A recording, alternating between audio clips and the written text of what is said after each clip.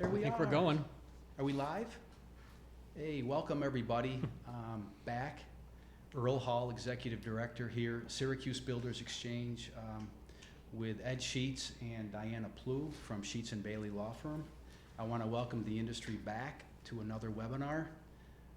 Many of you joined us last Friday in which the system was overwhelmed, so we apologize for the issues that you had. This platform should be much better.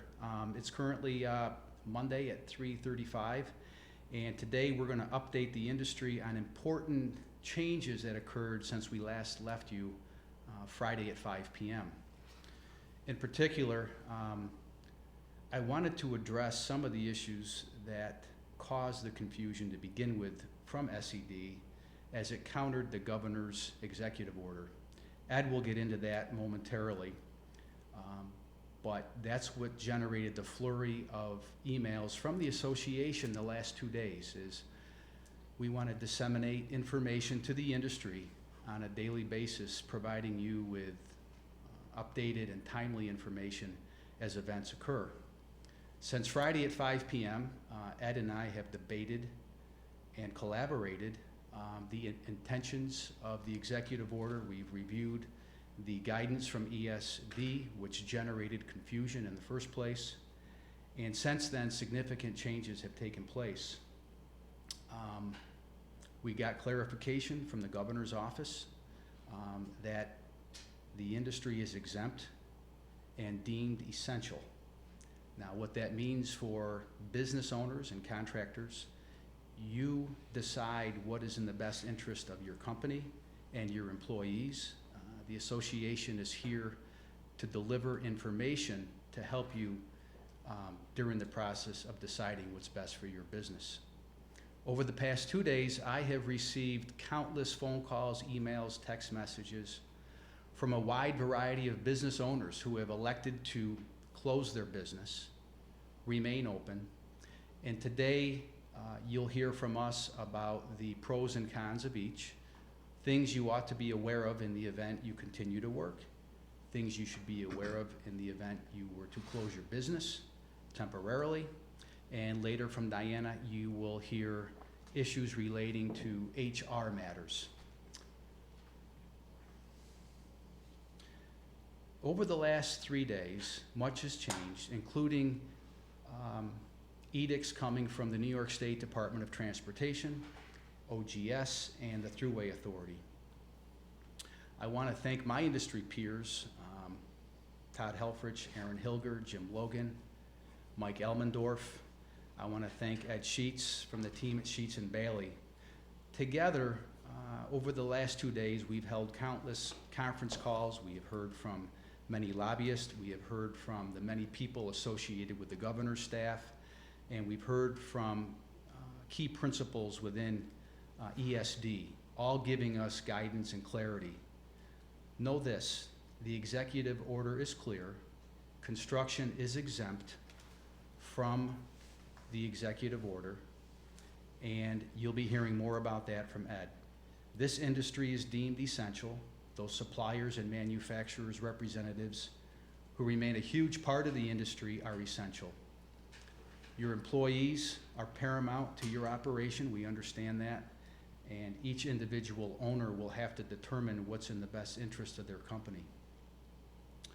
At this point, I'm going to turn the webinar over to Ed and ask that Ed elaborate a little bit on some of the issues that we talked about on Friday, because you'll notice the webinar from Friday was taken down from our website because this morning what we delivered Friday based upon the facts and circumstances then, while accurate then, has changed. And as a result, that information Friday is now wrong, and there's a new edict. And here to elaborate on that is Ed Sheats from Sheats and Bailey. Things have evolved since Friday. Let's go back and start with a quick history. Tom, if you would put Exhibit D up. Do you have the executive order? This is the governor's executive order from Wednesday, March 18th. It is EO 202.6. It is the second page of that executive order. And as we discussed on Friday, if you look at the executive order, my highlights, the last highlight in the chain of highlights there is the word construction. As I said on Friday, the executive order at the time, which was Wednesday, was establishing a 50-50 breakdown for all New York State employers. 50% in office, 50% of your people would have to work from home. This first bullet on the second page of Executive Order 202.6 lists businesses by type that are excluded from the executive order. And you can see the word construction stands alone. Okay, now, Tom, if you could go to the ESD guidance.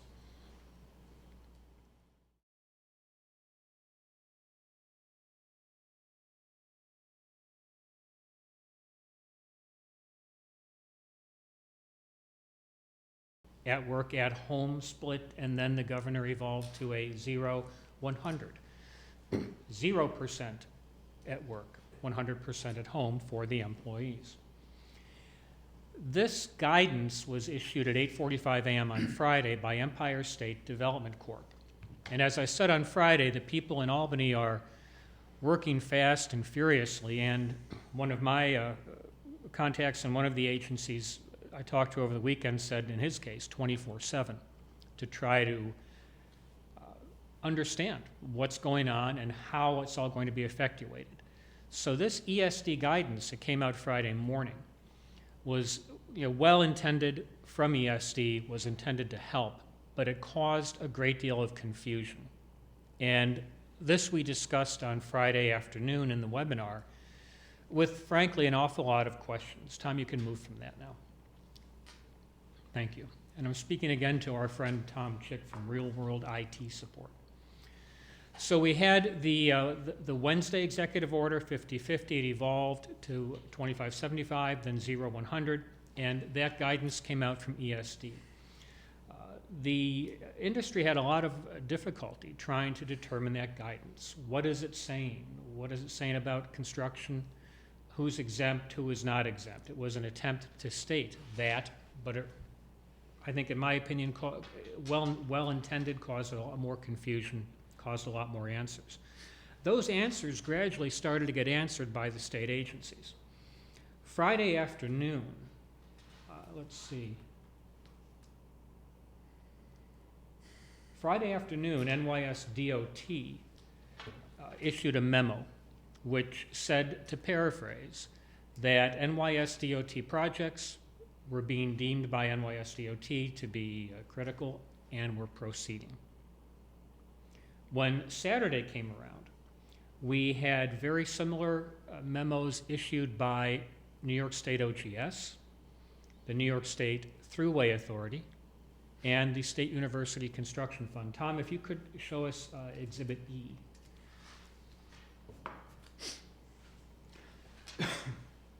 What's on your screen right now is what was in the newsletter that we sent out, the firm sent out on Sunday, from the New York State Office of General Services.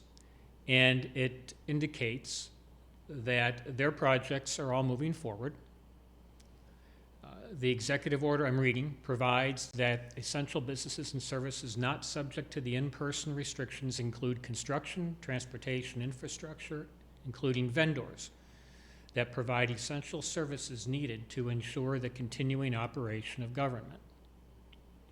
So the second paragraph, the company is awarded such contracts including, many of you who are listening now, subcontractors, suppliers, vendors, and specialty firms are all exempt, okay, for work to support the capital program.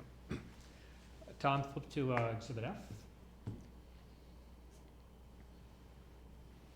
And Exhibit F here is the language from the State University Construction Fund, which I understand their memo came out at about the same time as OGS's did on Saturday, indicating very similarly that SUCF is proceeding forward with construction. And then, Tom, the next one is G. And I believe this is NYSDOT. And they're all saying the same thing. So we had those, we had SUCF, we also have the Thruway Authority, NYSDOT, NYSOGS, over the past few days all issuing memorandums saying their projects are continuing. On one hand, we note they're all public, and somebody might ask, well, does that mean only public jobs, public projects? But within those agencies, each of them, there are jobs that one might argue are critical infrastructure and some that aren't, okay? But they've indicated that all of their projects are proceeding forward. Then an announcement came around on Sunday from Empire State Development, which we received by way of several construction associations, Syracuse Builders Exchange and AGC. Tom, do we have that? Which image is that? We might not have that, that's okay. Basically, that announcement from, I'll get to those in a minute, that's fine. Basically, that announcement said that construction on the whole is excluded from the 0-100 at home or at work at home ratio, bringing us really back full circle to where we all started on Wednesday with the issuance of Executive Order 202.6. You're not alone in the confusion. Tom, why don't you show us Exhibit A?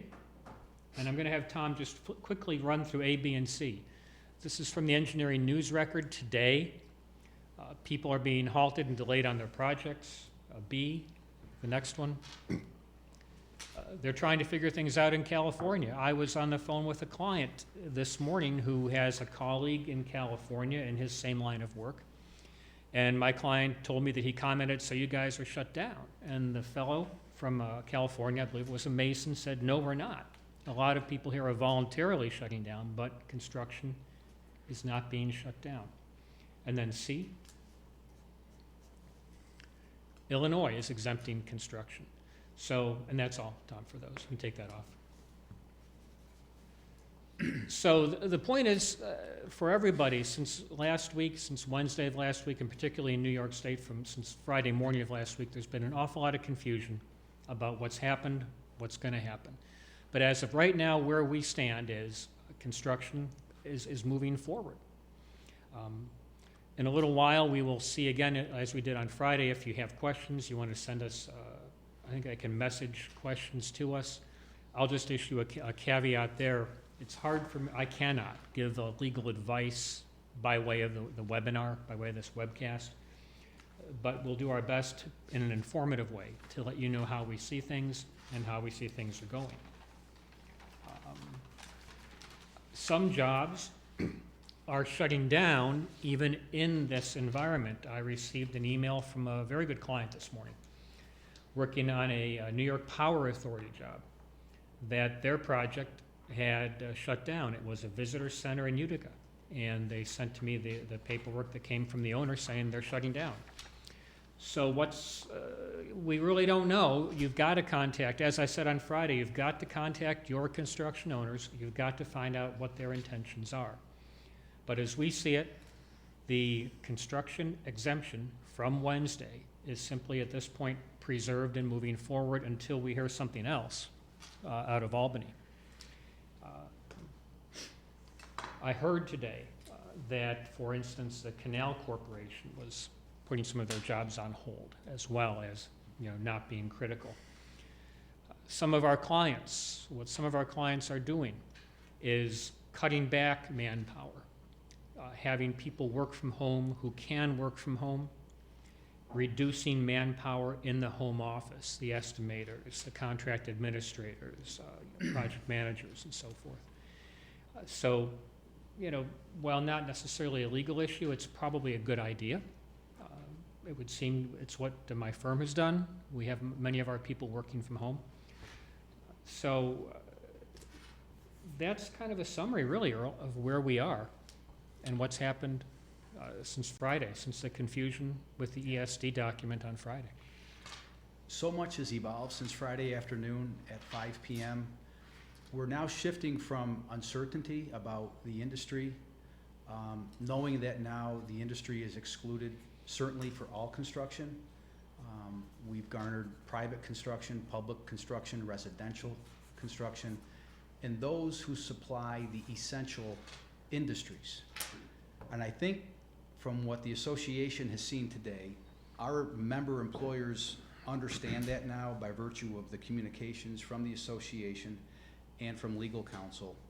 Now, the industry, I think, is shifting from what we can see today based upon phone calls and emails to the association. The industry is now shifting from, okay, me as a business owner knows that I have the flexibility to do what is best for my business. I can either continue to perform under the scope of my contract for project owners who continue to keep their projects open, or in the interest of my employees and future jobs, I am shutting down my projects and sending my employees home. There's two scopes that we're seeing from member firms. Later in this webinar, you're going to hear from Diana Plew regarding associated HR issues that come with that,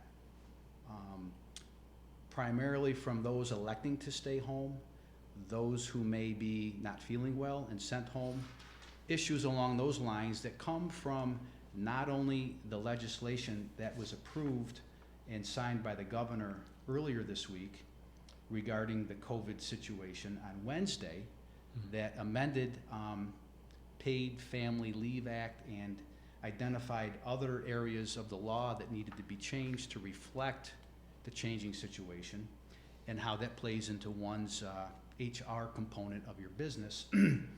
In addition, Diana's probably going to address how the executive order from the president on Thursday with the federal guidelines impacts state guidelines and how employers are supposed to be able to identify the benefits contained therein and blend them together to identify which benefits are to be paid to the people who elect to fall into different buckets. And Saturday we sent you, I believe, a PDF that illustrated both New York State regulations as well as the federal regulations that came out this week. I would suggest employers reach out to their insurance brokers for some clarification. Absent that, certainly legal counsel is available to you as well, but I think your insurance brokers should be knowledgeable enough to sort of walk you through that and mesh how they work with one another in the event you have circumstances that fall into those categories. We're going to see next also employers wanting to hear from OSHA. We need guidance from OSHA, best practices, safety features on the project. For example, I had a contractor this morning, Ed, calling me up in arms that project has a job where they have 50 employees on the project and one porta potty.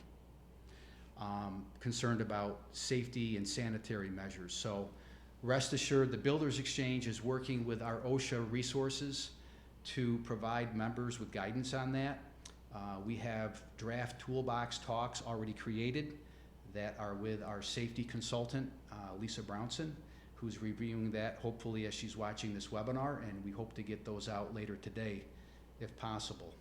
So I think the industry, Ed, is going to shift from, okay, we now have clarity on what we can do as construction company owners that's best for our business and my employees, our employees, to, okay, how do we work within the environment that we choose to work in, or how do we manage our employees who choose not to work? And I think absent anything more from you on the executive order and what's essential and what's exempt, would it make sense then to move the webinar onto those other components? With a couple notes before we go there. Of course, of course. And I keep looking, Tom is passing on to us the questions as they come in, keep them coming. We might wait for the end to run through the questions. But on Friday I mentioned the importance of reading your contract, knowing what your contract requires with regard to notice to your upline entities. If you're on a project that, like that NIPA job I mentioned, that is canceled, a couple of things can happen. One is you will probably have to give notice. In the event of a cancellation or termination, there's probably going to be a termination for convenience cost settlement.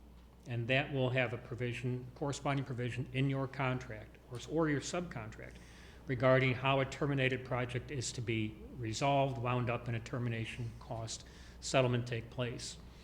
If events are occurring that are causing you to be delayed, to be on standby, to have your work suspended. Please be sure to look at your contract, to look at your subcontract, to see what is required for you to give notice to your upline entity with regard to the need for an extension of time. This is very important.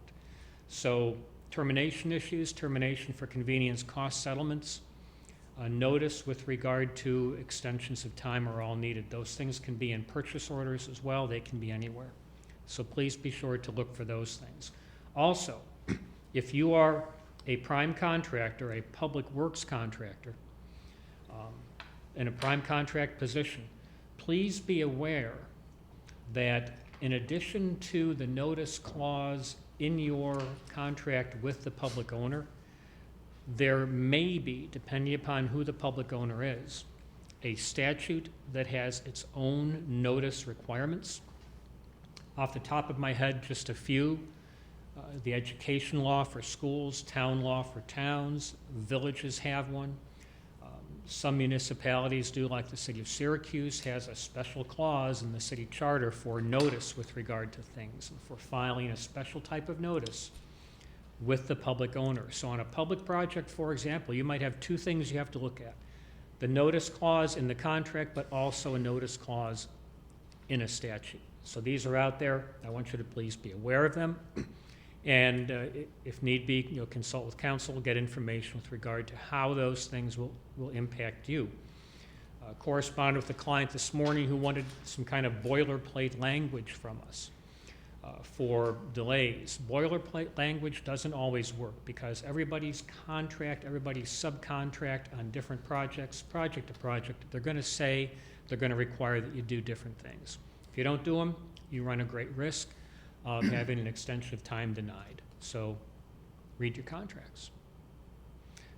Tom is firing questions along, and again, I think the best thing to do, Earl, if it's okay with you, is wait for the end. We can address all questions and have Diana step up now. Would you mind, before we had Diana come in, I want to address some issues that members have let me know about today. Sure. Number one, I understand that some employers have employees who are being stopped by state police, sheriffs, questioning why they are traveling. Really? So at some point, this is getting to the governor's office through lobbyists. This morning when I was aware of it, working with my industry peers to make sure that the governor's office is well aware of what's going on, and that members, employees are being stopped and questioned, why are you traveling? So that is something that the association is well aware of. We'll be working on that prospectively. Stay tuned on that. In addition to those of you who are signatory to contracts with the basic building trades, know that Greg Lancette, the president of our Building Trades Council, and I collaborate and communicate 3 or 4 times a day. Great teammate. The building trades is in full support of the executive order excluding construction. The National Building Trades Council has issued the same edict. In the unlikely event our employers who are signatory have any issues or any challenges with any of the union officials, I would ask that you contact me directly. I work with all of them. They're great teammates, and we understand these are uncharted waters. And on our conference call on Saturday morning with some of the union business managers, we have opted not to amend any of our contracts. However, we have agreed to address situations as they come up on a case-by-case basis, which we don't expect there will be very many of them. So I wanted to address both of those, see if you had any thoughts on either of those 2 conditions prior to us moving on. But those are some things that are coming across my desk. I hadn't heard about the police stopping people and asking them why they're out. It's happened 3 times today. Really? In different parts of New York. Okay. None of which are south of the Tappan Zee Bridge. Most of which are upstate. Yeah. I'll have to reflect on that for a while. Okay. But Diana? Yes. My phone, my email, my text messages today have lit up with regard to HR issues. We've had several. One client, a very good client, who has some people over 70. What do I do? Another client had a situation where an employee had a fever, kind of self-reported, and the owner wanted the employee's name, okay? This has just been percolating. I know Diana has been fielding HR-related questions all morning long. So why don't you come on over and chat for a while?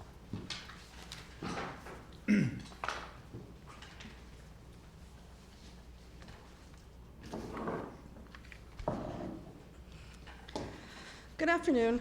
As you recall from Friday, we'll quickly go over New York State's Paid Leave Act with regard to the coronavirus. New York State passed some legislation saying that an employee who is under a mandatory or precautionary order of quarantine or isolation issued by the state, the New York State Department of Health, local board of health, or other authorized government entity, they may be entitled to benefits for sick leave. And it's tiered, as we went over. 1 to 10 employees with a net profit of less than 1 million. Their job is protected, and they are entitled to apply for paid family leave and disability both, so as they can try to get the majority of their salary. An employer with 10 or fewer employees that has a net profit of over $1 million, or employers with 11 to 99 employees, they have to provide 5 days of paid sick leave, guaranteed job protection, and again, the employee can apply for paid family leave benefits and disability, both of them, at the same time. And employers with over 100 employees, their employees would get guaranteed job protection and 14 days of paid sick leave. Now, the federal government has also enacted some paid family leave benefits. First thing, so the federal government has said, and these paid family leave benefits under the federal government are available starting April 2nd, on 2020. And these paid family leaves are set to expire December 31st as of right now for the federal government ones. Employers, it applies to all employers that have less than 500 employees. And applies to employees who are unable to work, including unable to telework, because one of 6 reasons. Either the employer is subject to a federal, state, or local quarantine or isolation due to COVID-19. A healthcare provider advised the employee to self-quarantine due to concerns related to COVID-19. Now, self-imposed quarantine without a medical advice, that doesn't count to be applicable for paid leave under the federal government. The employees experience symptoms of COVID-19 and seeking a medical diagnosis, and the key word there is "and seeking." They have to be getting a medical diagnosis. The employee is caring for an individual who is either subject to federal, state, or local quarantine or isolation due to COVID-19, or is that family member has been advised to self-quarantine due to concerns related to COVID-19. The employee is caring for the employee's child whose school has been closed or place of care is unavailable due to COVID-19 precautions. Or the employee is experiencing any other substantially similar conditions specified by the Secretary of Health and Human Services. They haven't specified those conditions yet. They are supposed to be coming out on March 25th with more guidance. Under this part of the Federal Sick Leave Act, full-time employees are to receive 80 hours of paid sick leave, and up to a maximum, they get paid their salary up to a maximum of $511 per day on that one. In part-time employees, you find the average of the last 2 weeks they worked, and then they get those many hours in sick leave. Now, let me qualify. When I say up to 511 per day, that is for reasons 1, 2, and 3 that I mentioned. Subject to a quarantine, advised to self-quarantine, or experience symptoms and seeking a medical diagnosis. For reasons 4, 5, and 6, caring for an individual who has been ordered to self-quarantine or is on a local, state, or federal order of quarantine, or caring for an employee's child whose school has been closed. Or 6, which is the one that they still have to define better. They're eligible to receive paid sick leave at 2/3 of their regular rate, except that, as I say, in no event shall the amount exceed $200 per day. That's the paid sick leave part. The federal government, and we'll get to how that's going to interact with New York State's paid leave, because they are going to interact together. Diana, can I interrupt? Yeah. And ask a question that we have here? Yeah, go ahead. We do have employers who are self-employed. Yes. We have employers who are corporate owners, obviously. Talk to us a little bit about the impact for those manufacturers' representatives, for example, or those corporate officers, and how this plays into that. Well, in New York State, if you are self-employed, you have an option of paying into the Paid Family Leave Act benefit. If you have been paying the insurance into that, then you would be qualified to get paid family leave. But if you haven't paid it, because you're not mandatory, because you're not an employee, you're an owner, or you're self-employed, then you're not going to be eligible for those paid family leave benefits. Thank you. And I think I know the answer to this. Yes. But I'm going to stay in my lane. Question is about job time. Job time was sent relative to the Family Leave Acts. Does it matter how long an employee has been on the job?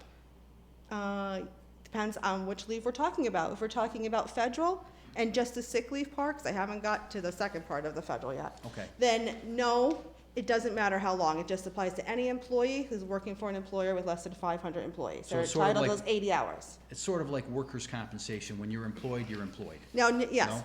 Yes? Now, New York State, the entitlement to the 5 days of paid sick time, that doesn't have a qualification for an amount of time, but paid family leave benefits, they do. Okay. Paid family leave benefits apply to full-time workers who have worked a regular schedule of 20 or more hours per week, and they're eligible after 26 consecutive weeks of employment. It also part-time employees can also be eligible if they have been working for 175 days. Now, New York State, or I should say, federal and New York State both have enacted some type of paid leave for parents who have to stay home with their kids because their kids are they can't go to school. New York State specifically says that if their child is home due to again, mandatory or precautionary order of quarantine ordered by the state, the health department, or a government entity, then those individuals, and they're unable to work from home, then those individuals are able to apply for paid family leave. And if they meet those requirements of employment that I just read off, and they're eligible for up to 60% of their regular wage up to a maximum of $840.70 per week. Now, what the federal government has done is they have extended and changed for the FMLA specifically for this. FMLA, as most people, Federal Medical Leave Act, is normally only applicable to employees of 50 or more employees. But for this particular area, for parents who have to stay home because their children are out of school due to COVID-19, then it applies to, they've changed it to make it apply to all employers with 500 or less employees. Any employee who's worked for 30 days or more is eligible to apply for this extended leave. And what this extended leave is,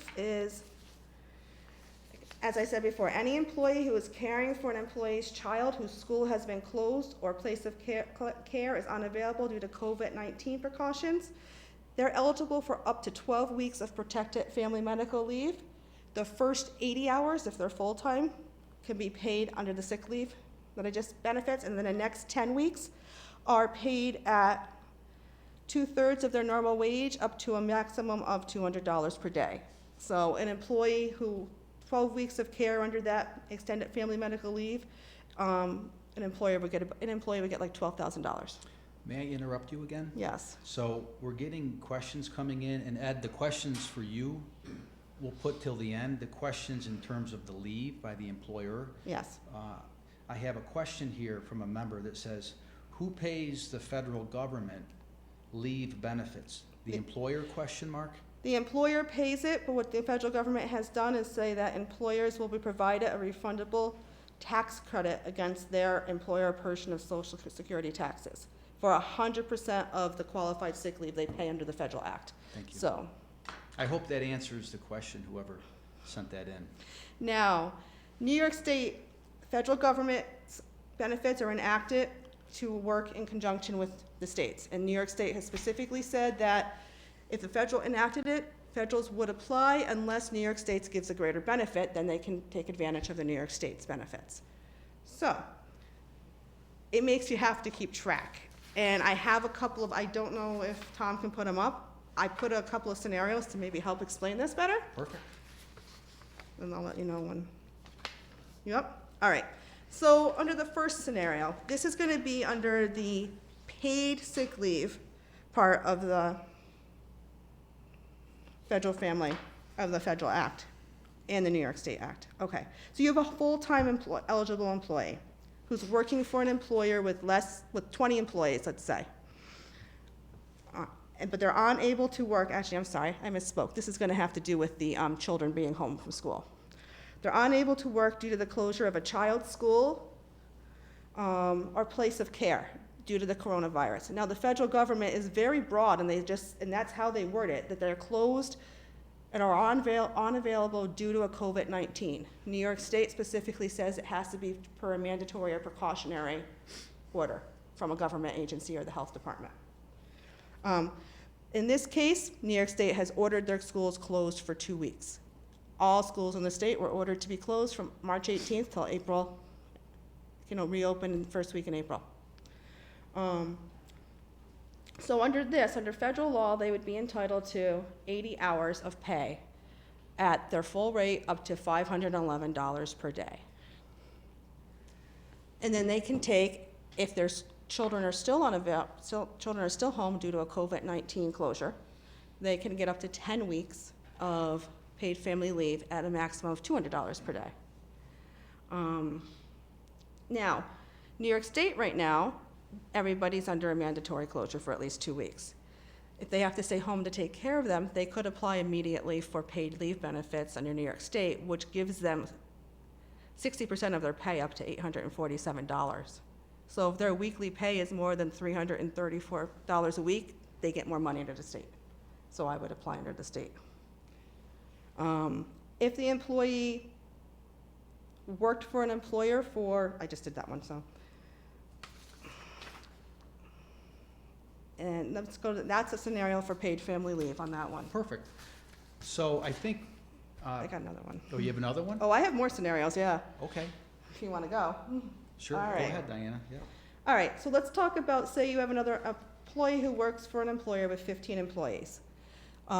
They are closed per the mandatory, they're not an essential business and they are closed. Under federal law, they would be entitled to 80 hours of paid leave at $511 per day. So if their salary is, say, per week, I said per day. So if their salary is $500 a week, then they would get 80 hours of sick leave at federal pay. That's what they would get under the federal law, and then they could apply under New York State law for the benefits for under New York State, under the New York State Paid Family Leave Act and disability after those 80 hours up from the federal government.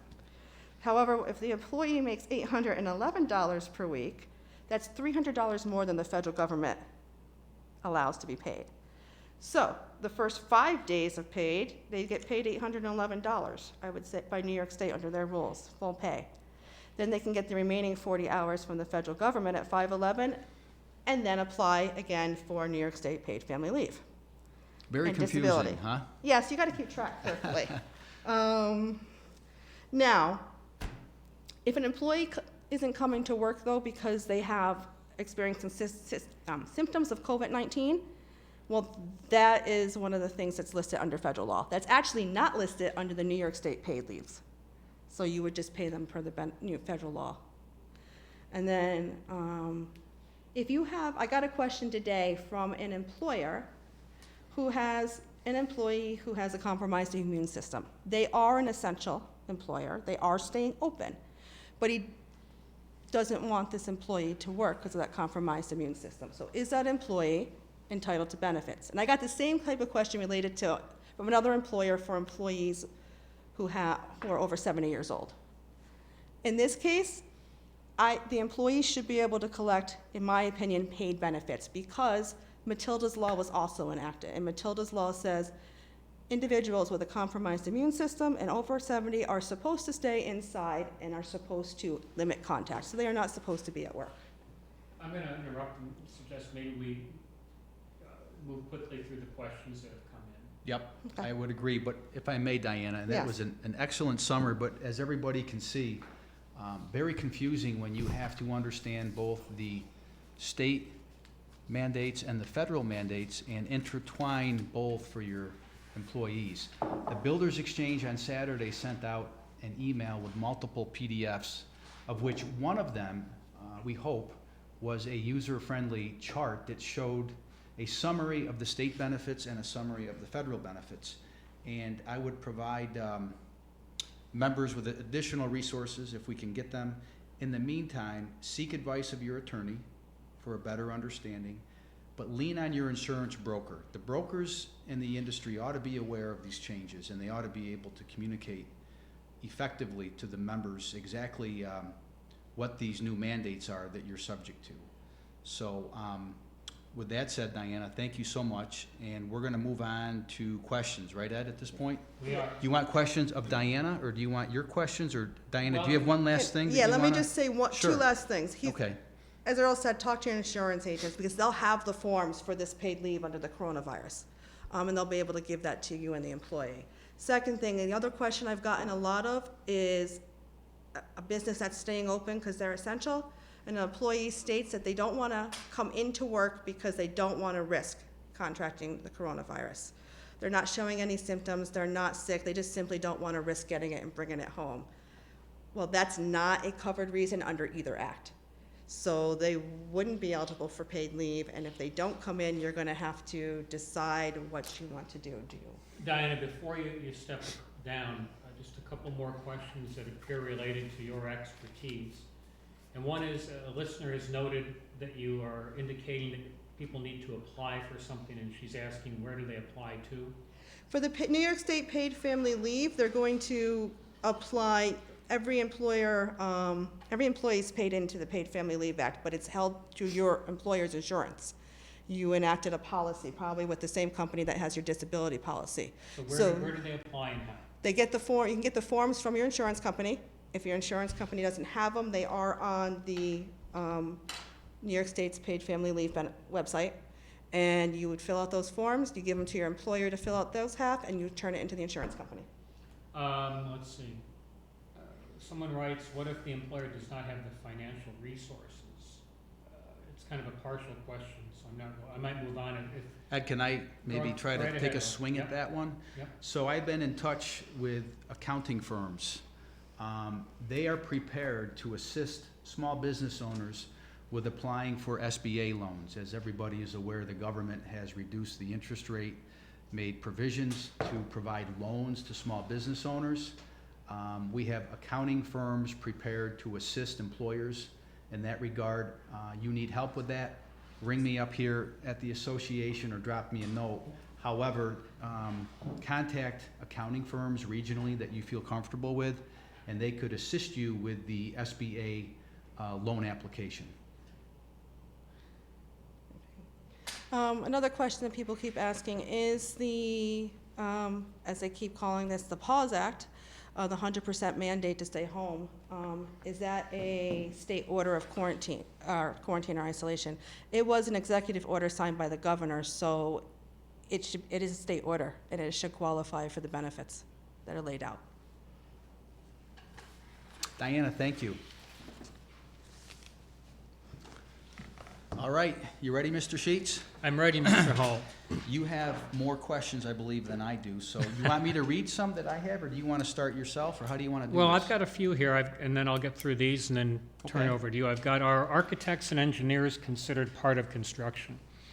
Going back again to the executive order from Wednesday, it only says construction. It doesn't say what that means, so I would turn to other definitions, statutory definitions, turn to things like the education law to determine that.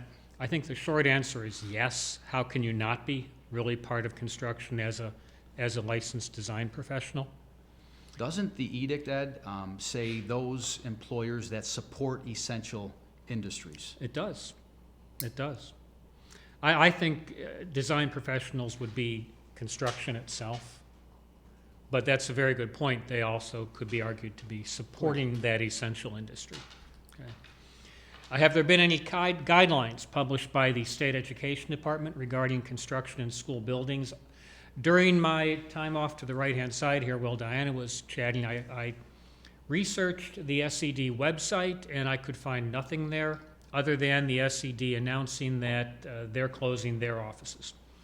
So the short answer is no. Are you aware of anything? No. Okay. Let's see. Can you expand on what construction transportation infrastructure is? Well, I almost hate to go there because I'm going back to what ESD issued on Friday morning, which is still on the ESD website for the guidelines. And if you turn to that, Tom, do you have that ESD? Keep in mind, Ed, that those guidelines, I believe, omitted medical facilities, did they not? Accidentally, most likely? Yeah, I think so. And here we are. Now, this is from the ESD guideline from Friday, which I want to underscore to whoever asked the question, is the document that caused the confusion. Okay? Now, ESD has not changed this. It was current as of about 1 o'clock this afternoon before I came over to the Builders Exchange. But I would suggest don't get hung up on this, okay? The executive order uses the word construction, and I don't think we need to split these hairs, frankly. If you got a particular or maybe a little more detailed question, you want to send me an email or give one of us a call, maybe with a little more information on what you have in mind, we can help you along there. You're members of the Builders Exchange. To be very blunt, we don't bill for questions that are informative like that. If you have a question, I consider it a follow-up to this event like I do for all my seminars that I teach here. So don't hesitate to ask us. No need to be shy about that.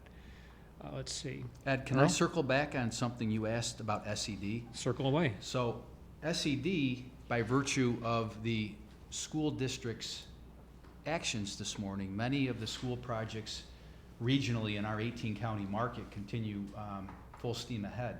So I don't know what's happening at the SED offices. SED, yeah.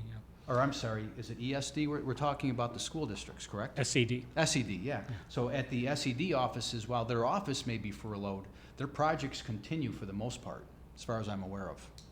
Right. I represent several school districts, and my correspondence with them over the weekend was proceed. And their design professionals said the same thing. So I've not heard anything coming out of SED. How are you affected if you stay open? Diana, I'm looking at you too. This might imply you, I don't know. How are you affected if you stay open as opposed to closing down? Do you eliminate any assistance to employees and the company by doing either one? I don't quite understand that, do you?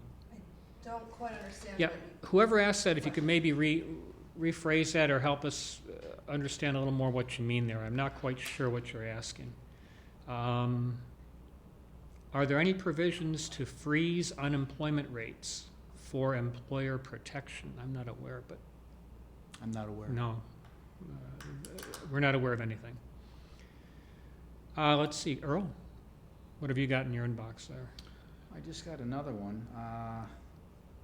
Let me read this first.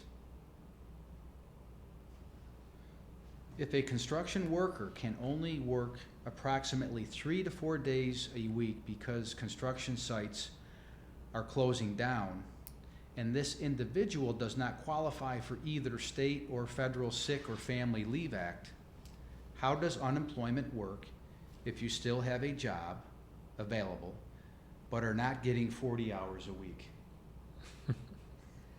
You can get unemployment if you're only part-time, but you're actually really I'd have to go look into their exact amount of hours you need to work. Your best bet is to call the unemployment hotline And they'd be able to answer that question, Perfect. so. Another question that came direct to me from one of our GCs is, what about the ESD website that says you can request a designation as essential? What I was told Saturday and today is ESD is saying, don't ask us those questions. The exemption applies to, quote, all construction, close quote. I heard today that their website and their phone banks have been overloaded to the point of not being functional, I guess, with people, understandably, people like us asking those questions. Earl? No, that's the message we received yesterday, loud and clear, from high-ranking officials within ESD. Without sharing more than that, rest assured, all construction is deemed essential. Please don't bother them with applications to be exempt, because you are. Does landscape construction and property maintenance, such as water management, fall in construction? Property maintenance, I think, has its own, well, I'll get back to you. If you can let us know, if you can follow up with one of us, myself or Diana, we'll put up the email addresses here. But landscape construction is construction, as far as I'm concerned. The word construction has been used. It was used by the governor. It was not defined or defined in the ESD. Guidance has been followed on, as we've repeatedly said today, by all construction is what that applies to. So it loops us back to the Wednesday executive order. So, Earl. You have the same question that I have. I have an employee with an autoimmune disorder. What is my liability, meaning the employer's liability, if you allow them, the employer, to continue to work? And I suspect the question references work where? On the job site, in the office, or working from home? I would suspect working from home is a different bucket than working on a job site or within the office. So I would Diana, too. Diana, if you want to slide your chair a little Yeah. closer. So, keep the social distancing in thought, though. Yes, I will, definitely. If they can work from home, then they should work from home. But they are autoimmune, they're got a compromised immune system.